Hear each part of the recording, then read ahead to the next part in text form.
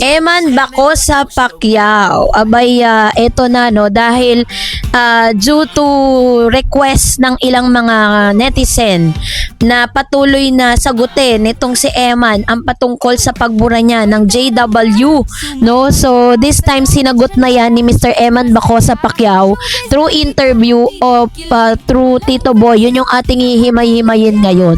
But before that, if you haven't subscribed yet to my YouTube channel, please don't forget to like, share, and subscribe at hit mo na rin ang notification bell for more showbiz updates.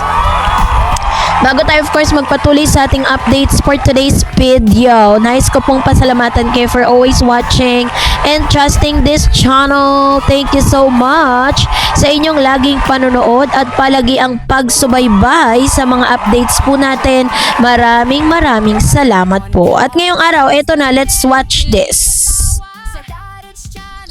Nawala. Yung sabi nila, for lack of a better word, cryptic post. Kaya kong ipaglaban, kaya ko labanan ng isang daang tao, pero hindi yung tao na gusto mo. Tapos may tinanggal ka dun sa bio na JW Heart. Si Tito Boy ay millennial. Hindi ko na naiintindihan ang mga bagay-bagay na ito.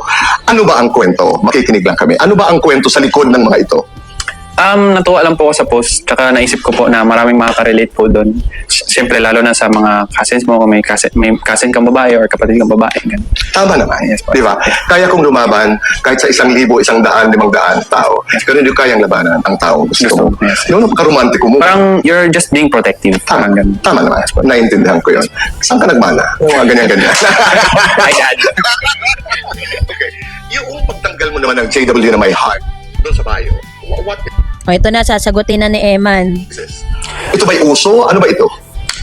Tinanggal ko lang po yun kasi pag nandun po yun, inisip po ng tao si Jillian na associate po yun sa kanya. Kaya, since we're good friends, tinanggal ko po yun kasi Talaga ayaw ko si siya Emma.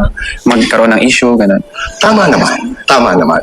Pero again, sabi ko nga, I wish you the best. Yes. Oo, sa personal, sa professional na buhay. You've been very nice to us. You've been very nice to Fast Talk. Thank you. At mabuhay ka talaga. Yun. So according to Mr. Eman Bako sa Pacquiao, ako po hindi masyadong may pagka-showbiz po yung mga sagot ni Eman dito.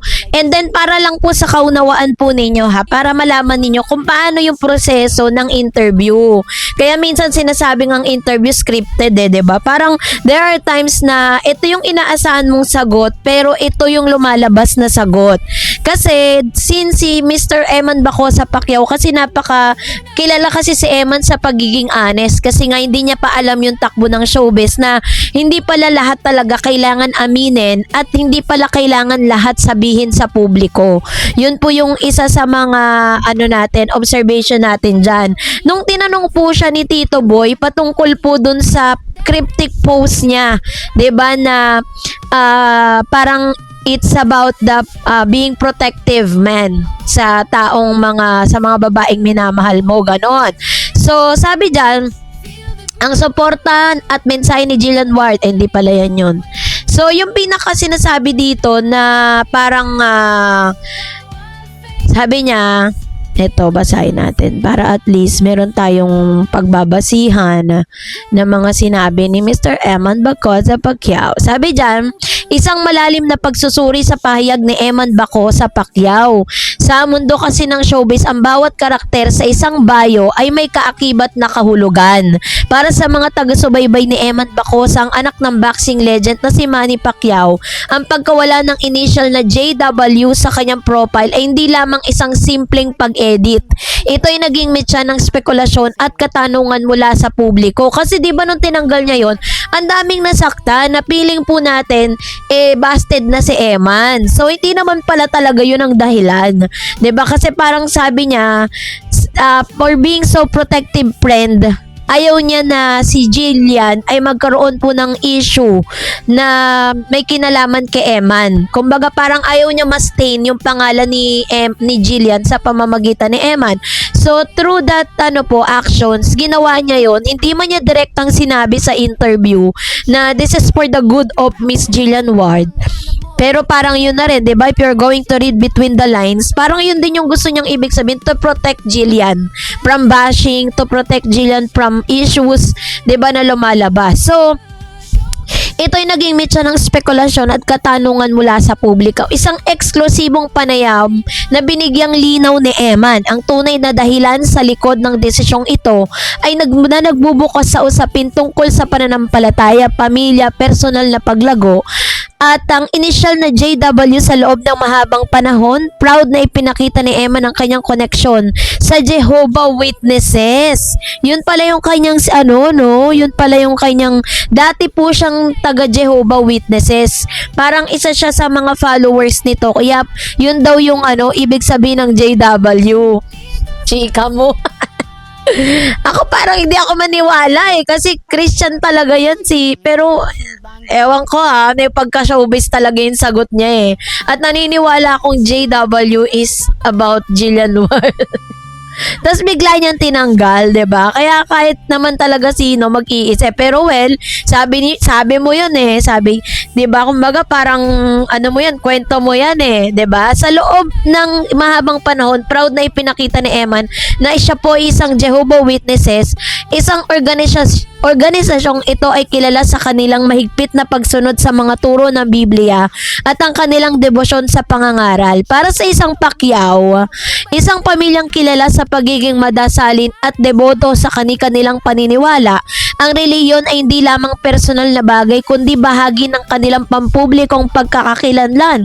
Bakit ito napansin ng netizen? Aktibong social media presence, si Eman ay may malaking following sa TikTok, or malaki rin siyang followers sa kanyang Instagram, ganoon din. Pagbabago ng branding, ang pagtanggal ng label ay madalas sa senyales ang pagbabago sa paniniwala o direksyon ng buhay. Ang koneksyon niya dahil ang kanyang ama ay isang born again Christian. At ang kanyang ina na si Jinky ay yung kanyang stepmom na si Jinky ay deboto rin. Ang pagiging JW ni Eman noon ay nagsilbing simbolo ng kanyang sariling pagkakakilanlan sa labas ng anino ng kanyang mga magulang. So, ang paliwanag ni Eman, ang katotohanan sa likod ng edit sa ulat ng GMA News, diretsang sinagot ni Eman ang katanungan. Ayon sa kanya, sa pagtanggal ng JW ay hindi nangangahulugan ng pagtalikod sa Diyos, kundi isang pag-amin sa kanyang kasalukuyang kalagayan at ang disposisyon sa buhay. Number 1, yung kanyang pagiging authentic. Aminado si Eman na nararamdaman niyang tila may pressure o hindi pagkakasundo sa pagitan ng kanyang lifestyle at ng mga inaasahan mula sa isang miyembro ng JW. Isa rin po yan sa mga naging dahilan kung bakit tumiwalag siya. Kasi feeling niya, yung lifestyle niya, hindi po maabot dun sa standard ng Jehovah Witnesses. If you're Jehovah Witnesses, i-comment mo sa comment section kung totoo ba to na ganito ba talaga yung standard or ganito ba talaga yung faith ng JW or Jehovah Witnesses. Ang proseso ng paghahanap sa sarili, bigyan diinan niya na sa edad pa lamang kung saan sinusubukan niyang tuklasin ang kanyang sarili. Pero yun nga, yung kanyang mga naging reaction, yung kanyang mga ginagawa ngayon, 'di ba nakita natin dun sa interview na yon, talagang pinaliwanag ni Eman kasi ganito po yan, guys. Para lang po sa kaunawaan po ninyo, pinag-aralan kasi namin yon when I was in college kasi ang aking pong kurso ay Bachelor of Mass Communication, major in Broadcasting. So, sa interview po is maglalatag po ng iba't ibang questionnaires, ang nag-i-interview. Ito yung mga tatanong sa'yo, 'di ba? Yung sa production team, yung mga nasa likod ng camera. These are the questions na ipupukol sa'yo ng nag-i-interview, yung tinatawag na scripted interview. Kaya may mga sagot si Eman dyan na parang, yan po ay yan po ay inaprobahan ng kanyang management, ng kanyang RM or road manager. Hindi puro galing sa kanya, 'di ba? At yun po ay inaaprobahan ng kanyang RM, tapos aaprobahan din ni Eman. Sas iko-coach po siya kung ano yung dapat mong sabihin. Kaya there are times na pag may mga ganyang sit down interview, lahat po yan is alam na po ng mag-i-interview or ini-interview yung itatanong sa kanya. Kaya kailangan lang niyang maging alerto at maging maingat sa lahat ng mga isasagot niya, at kung maaari ay sabihin niya kung ano yung kinoach So, ibig sabihin po, lahat po yan ay naisulat na at alam na rin ni Eman kung paano niya sasagutin yung katanungan. Pero yung reaction niya with Jillian Ward, lahat po yun is genuine. Lahat po yun authentic.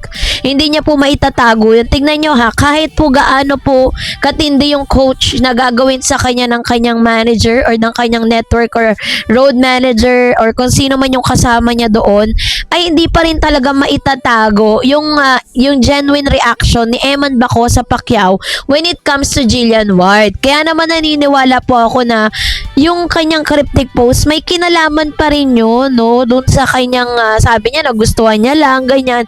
Since siya po ay isang public figure, syempre lahat po ng mga actions po niya binabantayan yan.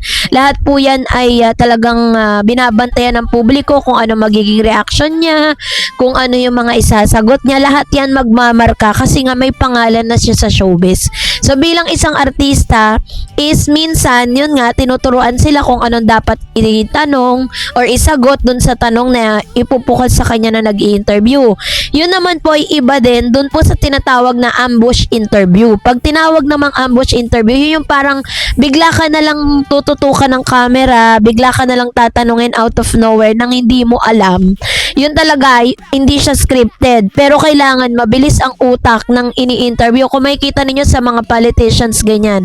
Ang tawag doon ambush interview. Kapag po sila ay bigla na lang tinutukan ng camera, bigla na lang po silang binigyan ng mic without prior notice, yun po ay ambush interview. Yun po yung tawag doon. So yun po, lahat po nasasagot niya doon galing talaga mismo sa kanya.